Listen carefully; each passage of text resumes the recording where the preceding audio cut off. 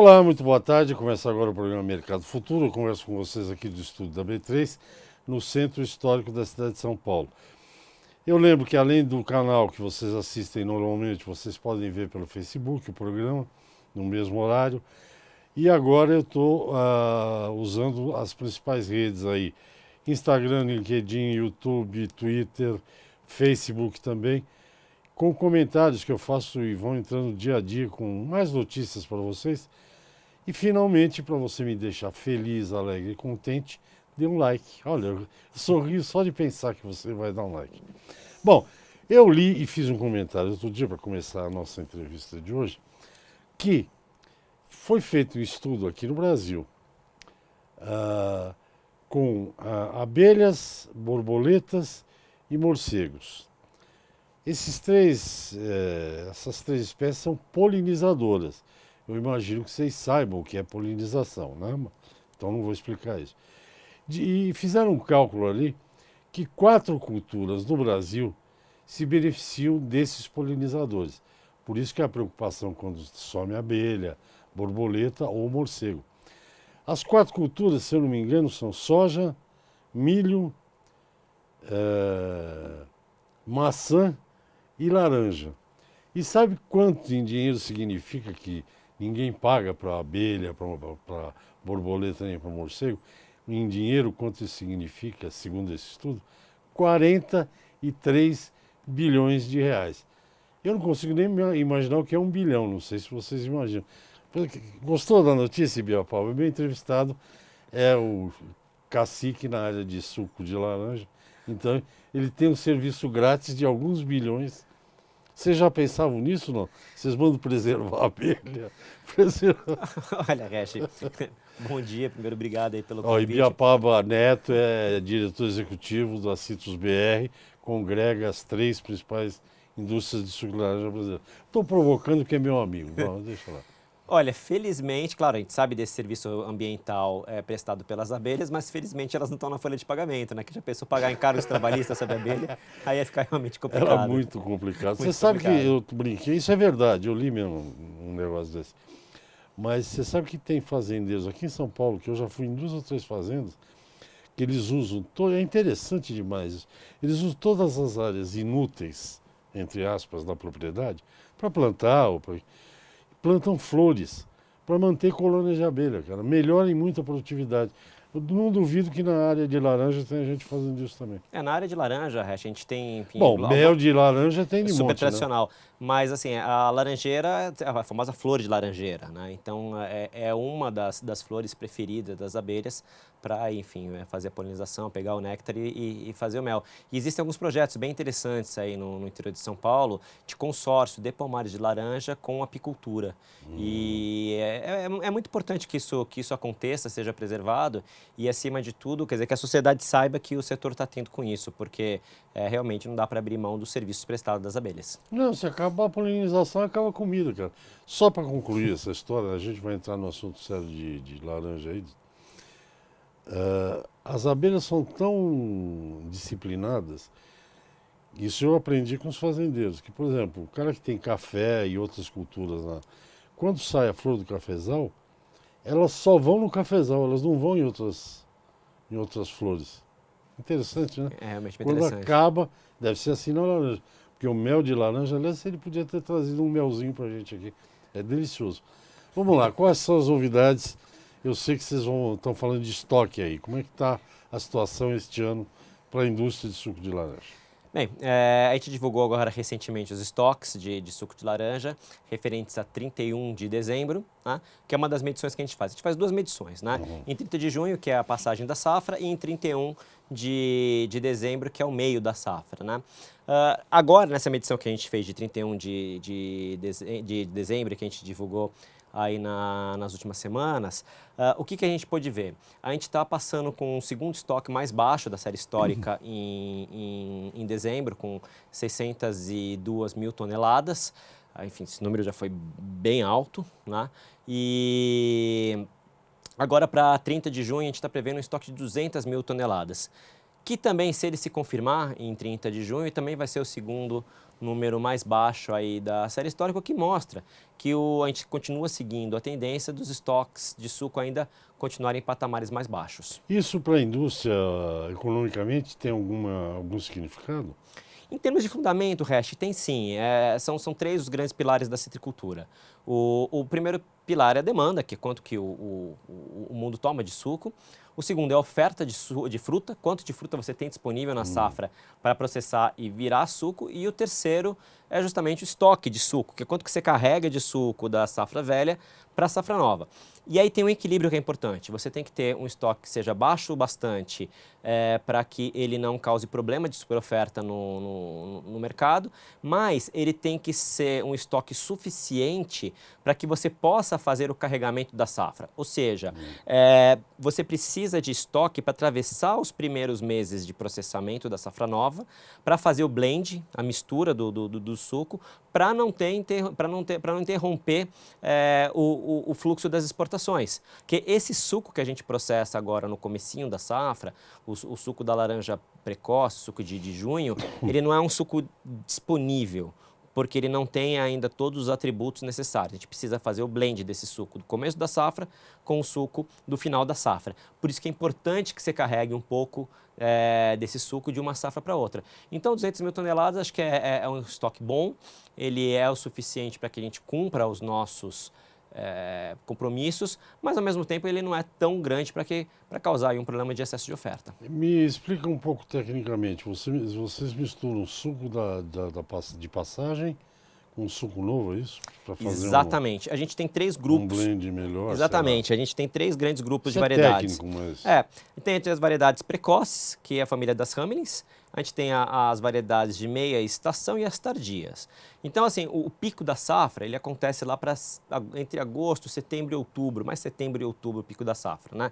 Nessa época, são as laranjas mais doces, que são mais aptas para o consumo. Essa laranja do começo de safra, ela é uma laranja com grau de acidez muito alto. Então, não é o suco que o comprador ele quer receber. Então, você tem que produzir esse suco, você reserva ele, e aí depois, mais na frente, você mistura com o suco dessas laranjas mais tardias, né, de meia estação e mais tardias, e aí você consegue um blend perfeito com todos os atributos de acidez, de doçura que o cliente ele quer receber.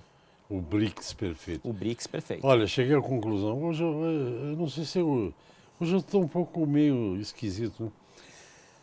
Você tem, quer dizer, alguns amigos meus têm razão quando eu falo que eu tomo suco de caixinha ou de garrafinha e tal. Eles falam que eu sou rico porque o suco é caro e o Ibiapava explica, tem imposto, tem um monte de coisa. Mas outro dia me deu na louca, eu peguei. Tanto faz eu falar o nome ou o nome. Mas era um suco Prate, garrafinha. Um outro da Fazenda. Peguei aquele que é o teu predileto lá, o Xandó. Pode falar isso ou te compromete? Não, ele gosta de todos os sucos. Ele gosta de todos os sucos. Eu é que estou inventando história. Eu peguei e eu escolhi. Agora eu não vou te dizer qual é, se ficou vermelho. Desculpa, a falha foi minha.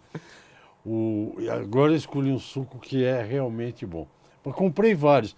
Agora é muito caro, né? Você disse que é imposto só? Ou... É muito imposto, é muito imposto. R$8 um vidro de... você tem mais ou menos 35% desse... 35% desse é imposto, mais ou menos, infelizmente. O que acontece é que tem uma questão de paladar também. Então, às vezes, dependendo da marca do suco, ele usa também um blend de variedades um pouco diferente. Então, você pode ter um suco que ele está mais de acordo com o seu paladar e, de repente, seu vizinho pode ser que goste de um outro jeito. É que nem café, então. É que nem café. Tem gente que gosta de ácido, tem gente Exatamente. que gosta de ser ácido. Inclusive para mercados isso é importante. Quando a gente faz as exportações, você tem diferentes tipos de suco, tem mais de 30 tipos de suco que as nossas indústrias elas vendem, de receitas que você consegue com mais doçura, menos doçura, mais óleo, menos óleo. Para o suco que a gente toma em Miami, nos Estados Unidos, vai. Já vou, intervalo, já me pediram 2 vezes aqui. Todos eles têm suco brasileiro, nos que são lá de Miami, né? Dos Estados Unidos. Provavelmente, a não ser que ele tenha no rótulo que ele é puro de origem da Flórida, que tem alguns que vêm com carimbo da Todos Flórida. que eu comprei lá Então, tinha provavelmente blend. tem blend de suco brasileiro ou é só de suco brasileiro. Então tá bom, vamos ao intervalo. Depois dessa gafe aqui, eu até perdi o rebolado aqui. Eu vou desmentir isso agora o tempo todo. Esse aqui é o Ibiapava Neto, diretor executivo da Citrus BR. Eu já volto já. Ok, você assistiu o bem-humorado programa Mercado Futuro. Eu converso com vocês aqui do Estudo da B3. Estou conversando com o Ibiapava Neto, diretor executivo da Citrus BR. Estoque mais baixo pode animar, por exemplo, os telespectadores, os internautas que estão vendo aí, pode animar os produtores e falar, oba, o preço da caixa ano que vem vai ser melhor, pode? Olha, assim, a gente como Agora associação, tá a gente virando não, bandalha, a gente não faz previsão de preço. de preço. Mais uma vez falando de fundamento. Citricultura é bianual, né? Então, esse ano ele Safra cheia, safra pequena. A gente está saindo de safra pequena e o que nos parece no horizonte é que tem uma safra grande vindo. A gente não sabe ainda qual que é o tamanho, se é uma mega safra ou se é só uma safra grande, né? Então, assim, a disponibilidade de matéria-prima que você também influencia muito, né? Então, esse binômio do estoque com a oferta de fruta, ele é muito importante. Então, o que vai determinar realmente se o mercado ele vai estar mais comprador ou menos comprador, além dos estoques, é a quantidade de fruta que a gente vai ter de oferta, né? Então, isso a gente tem que esperar um pouquinho ainda. O Fundecitrus, ele faz a previsão dele em 10 de maio. Ele divulgou um número aí recentemente. Mas ele fechou a safra passada. Essa safra agora que a gente está falando, que é 19,20, que é essa aqui... Aquele fechou é 240... 284,9 milhões de caixas, né? Essa safra que vem agora, que é 19,20, a programação é que ela seja divulgada em 10 de maio lá pelo Fundecitrus. Então a gente tem que esperar até lá para saber realmente qual que é o tamanho da safra. A gente já sabe que é maior. Agora, o quanto que ela é maior, ela pode ser um pouco maior, ela pode ser maior ou ela pode ser bem maior. E isso, sem sombra de dúvida, altera aí os fundamentos do mercado. E tem outra coisa também que, não sei se foi você que explicou ou foi alguém do Fundecitrus quando veio aqui. Tem condição climática, tem um monte de coisa. A laranja tem muita água e pouco suco e muita água, sei lá. É o famoso rendimento industrial, que é quanto de laranja você precisa para fazer uma tonelada de suco. Neste ano, a gente fechou agora, nos dados que a gente divulgou, um rendimento de 270 caixas para fazer uma tonelada de suco. Para a gente ter uma ideia, quando eu entrei nesse setor, 9 anos atrás, um pouco menos, 8 anos atrás, o rendimento médio era de 250 caixas para você fazer uma tonelada de suco. Então ele vem piorando, exatamente. Então 270 não dá nem para falar que é um ano ruim. A gente já teve ano de 290, quase 302 caixas para fazer uma tonelada de suco. Então isso também é um aspecto que para a gente, do ponto de vista da indústria, é custo. Porque você precisa de mais laranja para produzir a mesma quantidade de suco, né? Então, esse é um outro fator também que acaba entrando na matemática do setor. Não altera, claro, a questão de custo, porque isso vai se dando ao longo de preço, né, pago ao produtor, porque isso vai se dando ao longo da safra. E aqui no Brasil você não paga por sólidos, como se paga na Flórida, que você paga por caixa-peso, né? Então, tem ano que ele é mais favorável para a indústria, tem ano que ele é mais favorável para o produtor. Essa é uma diferença que eu tenho com o setor. Eu acho que tinha que pagar pelo BRICS, não por caixa de 40 quilos e 800, né? Isso, a gente já fez essa proposta lá atrás, na época da acho que era discussão mais justo, Para a gente também, Hash, a gente vai ter que comprar laranja de algum jeito, né? Qual é a fórmula? A gente discute. A questão é que você precisa ter uma fórmula. E esse tipo de fórmula tem que ser negociada. Então, o que acontece? Lá atrás, quando a gente tinha a discussão do Concecitrus, essa foi uma das propostas que a Citrus BR fez, inclusive, um estudo muito bem feito pelo Alexandre Mendonça de Barros, que colocava quanto que era a recuperação de sólidos, como que seria a fórmula, etc. A gente não tem nenhuma objeção quanto a isso, mas, infelizmente, essa discussão acabou morrendo e hoje não tem aí no horizonte nada assim que possa nos garantir que essa discussão voltará tão logo. Essa pergunta eu tinha que fazer para o Juliano do Fundecitos, mas como ele não está aqui, vou fazer para você mesmo. Tem alguma explicação para estar aumentando o número de caixa para fazer uma tonelada de suco, não? Não, tem algumas explicações. Viu como eu podia te perguntar? É porque eu perguntei para o Juliano já. Ah, bom. Então. É que no final das contas, o que O acontece? Juliano Aires está presente mesmo ausente. É né? verdade. O que acontece é o seguinte, você tem algumas explicações. O regime de chuva mudou um pouco, então a gente tem visto que tem chovido mais em algumas regiões e isso acaba influenciando a quantidade de água dentro da laranja. Tem a ver com a mudança do parque. O parque ele foi para outras regiões em que o rendimento é pior, né? Então essas regiões novas ali da região de Tapetininga, por exemplo, mais ao sul do estado, é uma região que o rendimento ali é um pouco pior mesmo, se comparado às regiões mais tradicionais, ali Araraquara, Matão, São Carlos, né? E outro é o adensamento também, né? O adensamento, quando você coloca mais as árvores mais próximas uma da outra, você tem muda a incidência de luz solar sobre Sim. a planta. Então, também isso vai alterando. Então, esse conjunto de coisas fez com que o rendimento ele viesse tendo uma perda aí ao longo dos anos. Tudo tem consequência, porque quem está indo para essas regiões está fugindo de áreas De onde tem uma doenças, doença. exatamente. Tem um problema econômico aí no meio da história. É que, na verdade, o rendimento sanitário. para o produtor ele não interfere. Ele é um custo que ele fica só nas costas da indústria, porque você não sabe no começo do ano como vai ser o rendimento, porque você não sabe quanto que vai chover. Você pode ter, claro, pode ter o ninho, laninha, algumas coisas que indiquem que você vai ter um clima diferente.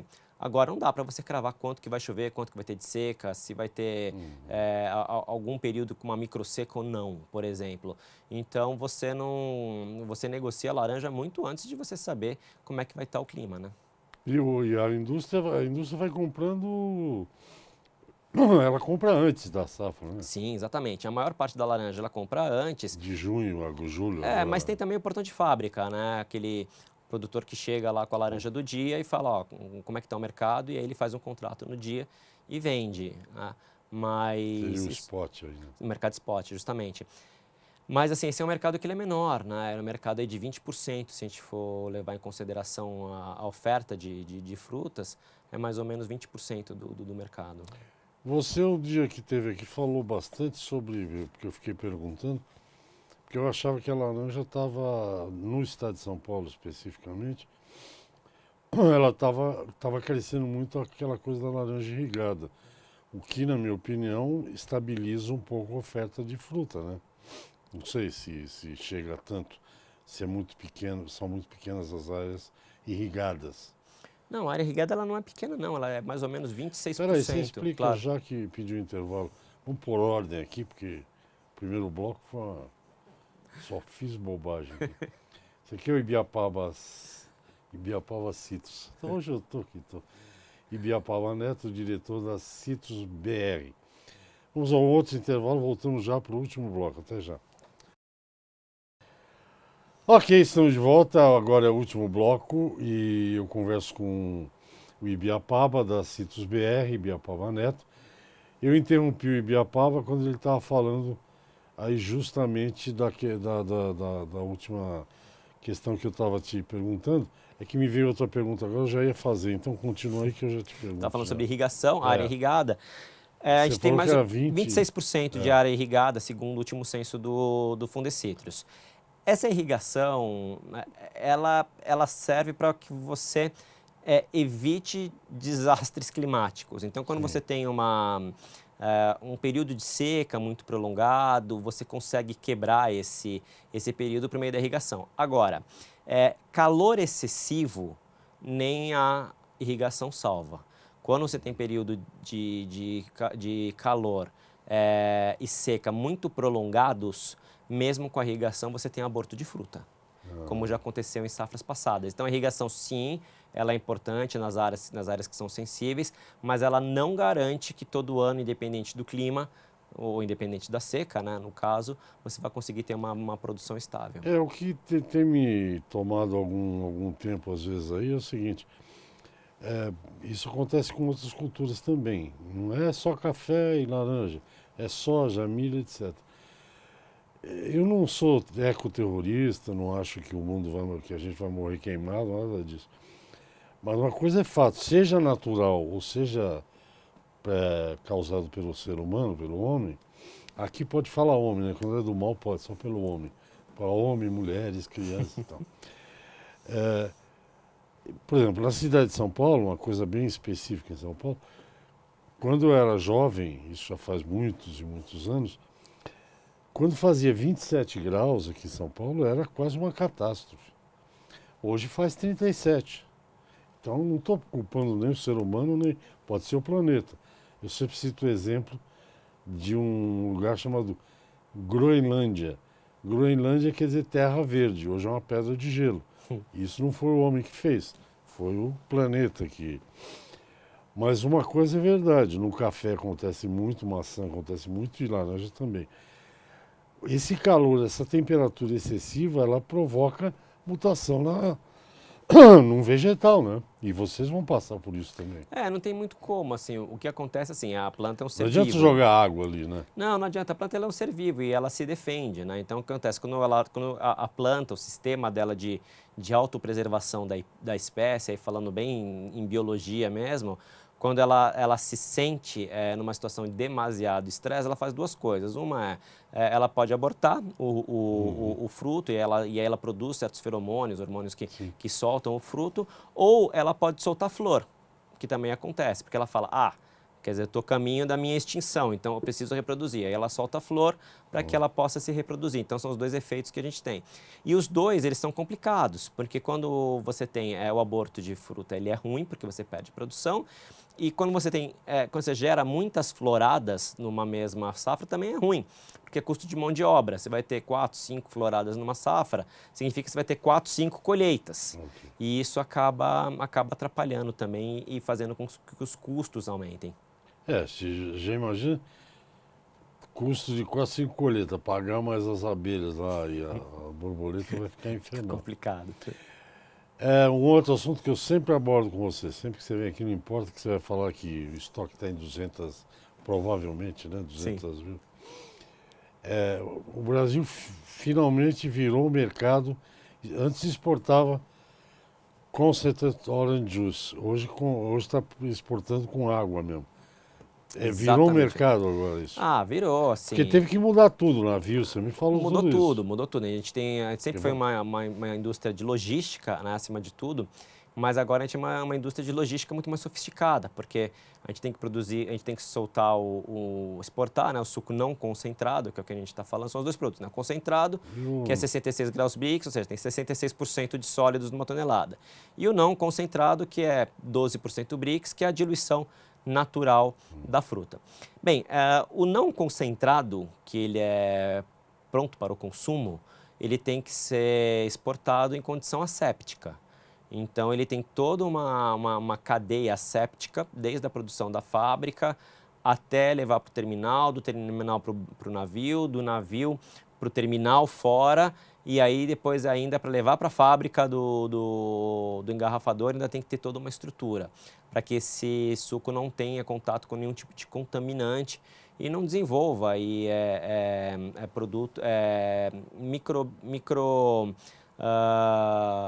a microbiologia, né? Micro-organismos que possam fazer com que o suco estrague, por exemplo. Então, ela é uma cadeia muito delicada. Então, esse produto, o suco não concentrado, ele exige toda uma estrutura de segregação. Ele tem que sair desde a fábrica aqui em São Paulo, passando pelos caminhões, passando pelos tanques lá embaixo, pelos navios. É tudo diferente. Tudo geladinho. Tudo geladinho, sem contato com oxigênio. Todo o interior dos navios, dos tanques, tudo polido, não pode ter uma ranhura. É realmente uma estrutura complicada. Em termos de grana, compensa?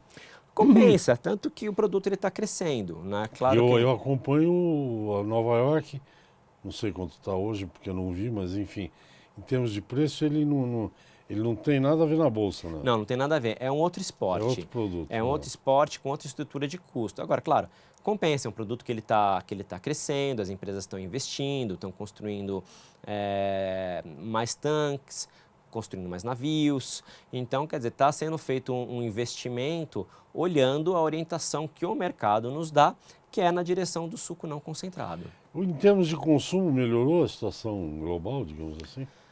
Olha, a gente Nós temos continua, 2 minutinhos. a gente continua mais ou menos de onde a gente estava na última vez. De um lado você tem o suco não concentrado que cresce e de outro lado você tem o suco concentrado que cai. Infelizmente a base do concentrado ainda é maior do que a do não concentrado, o que significa que a gente ainda perde um pouco de mercado. Mas quando a gente olha o que já foi o suco não concentrado e o que ele é hoje, a gente criou um mercado enorme. Então a tendência é que esse produto ele continue aumentando nos próximos anos. Tá bom. Alguma coisa mais a acrescentar? Por hoje não. Não quer nada que eu desminta nada do que eu falei, das mentiras que eu contei. Ibiapaba, neto da Citrus BR. A principal notícia, eu falei um monte de coisa que não devia, mas a principal notícia é que os estoques de sucos de laranja estão num nível razoável. Equilibrado, né? Nem perigoso, nem não perigoso. É Está isso aí. num nível razoável. Obrigado, até a próxima. Imagina, um prazer como E sempre. se eu falo muita bobagem, você me desculpe, eu peço desculpa Imagina. no ar aqui. Gente, é assim, de segunda a sexta, Mercado Futuro no ar. Até o próximo. Tchau.